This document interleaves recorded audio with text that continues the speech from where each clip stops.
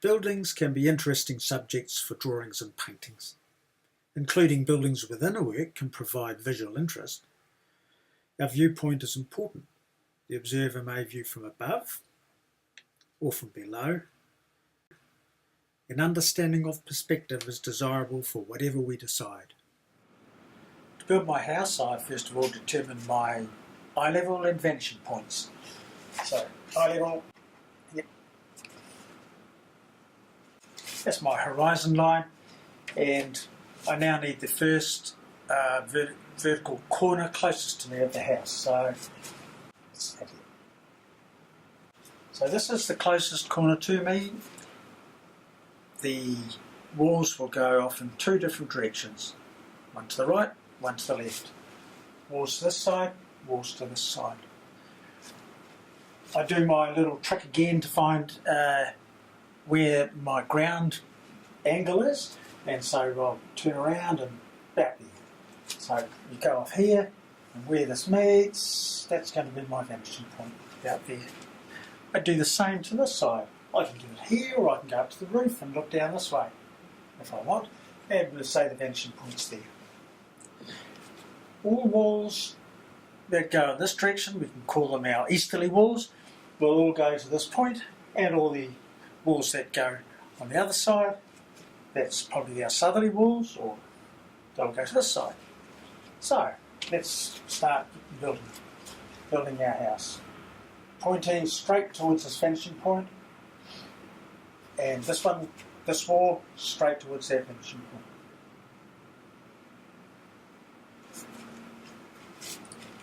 The top, under the eaves, this is going to go straight to that point as well, and we'll say the wall is that long. And then we've got our end of our wall. And it is a little bit simple, so we'll have another wall coming out here. We've got a little addition out here, so come through here, out here, up this angle, and that's the end of that wall. Notice this is a steeper angle than that, because that we're further away from this one. This one here, this one will be steeper. Goes to the same point, to there, and of course there's this one. Top one under the eaves, also down to there. Right, so this is the general shape of our house, shown in proportion. Now we've got a gable on this particular house. How do we find the angle for the gable and so on?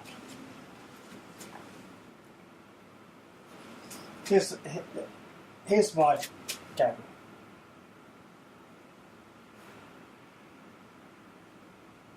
Again, we can do that by our eyesight. If we want to work out exactly where it is, if we're having problems, then we do the same sort of thing we did before with our fence. We'll put a little line through here, and a line through here. Where they cross is the visual centre. It's not really the centre of our wall, if I measured it. It's like 2 parts to 3 parts. But as the visual centre, it appears to be the centre because of the angle it's on. A vertical from there, we'll find the point of the gable. Let's have a gable on this side as well. So, what do we do? Cross through here, cross through here. Where they cross, vertical, gable's going to be out here somewhere. Not too sure where yet, because we haven't done the top of our roof.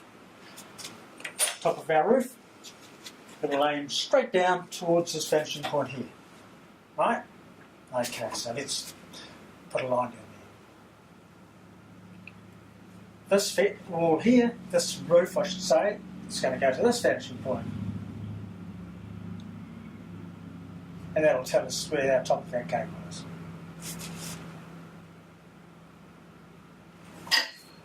Notice these quite different sort of shapes. They're not. We know they're a perfect triangle, isosceles triangle or something like that. But when we look at it on an angle, it looks quite different. Okay, so just a little bit of a summary. all walls on this side facing south are all pointing towards this vanishing point here. Or this one here, on the side that we're now going to call west, will point to this side. Alright? So, the gable, we find the apparent middle, the sort of visual middle of our wall. The vertical line from there will tell us the point of our gable. Okay, so this is a house that is probably just sitting at with our eye level, sort of fairly low against the house. Anything that within that, any vertical lines, horizontal lines, are going to fit again. So we put a window in, for example. We'll go into here. So our windows will fit into the same sort of framework, somewhere in here. Oh, goodness, sorry.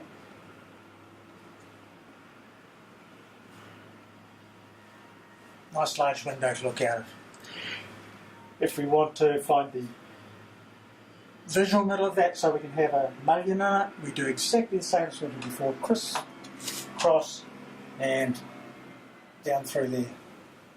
The visual middle, not the actual middle. And the same with any other place we want to do this. I hope that helps. However, this is all very nice, painting with houses right in the middle of our painting. But let's say the house is up on a hill and our viewpoint and our horizon is way down here. What happens then? Let's have a look. We're trying to make a little bit more interesting composition by looking up at the house high on the hill. So our viewpoint down the bottom here, here's our eye level or horizon. House is going to be up on top of the hill here. So let's go. Start again the same as we did before with the vertical of the wall that's closest to us. Now, all of the walls on this side are going to be pointing down to, we'll make our vanishing point here just so it fits on the page. It could be a way out here, in which case it's a little bit more difficult. We've got to sort of imagine it or put something out here. However, we're going to make them on the page just for the convenience of this. Right, so our first walls, top of the roof, pointing to there, end of the wall. This one, here, end of the wall. Small wall coming out here. Next one, down here. As you see, we can't do the bottom because we can't see it. The hill's in the road. Okay, so we've worked out our crisscross and we've worked out where our gable is going to be, and it's up here somewhere. Now you'll notice that when I come from the point of the gable here and try and go down here, it's going to be hidden by the house. So I don't see the top. I don't see the top of the roof at all because it's way above and I can't see it.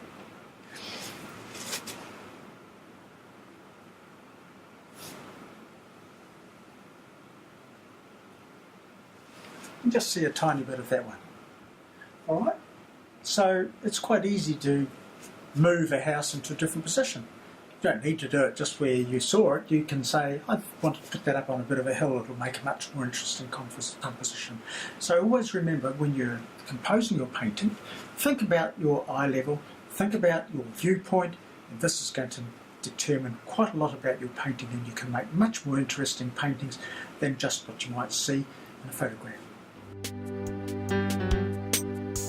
If you're viewing this in February 2016, remember, registrations for the Broadbeach Art Holiday must be in before the end of the month.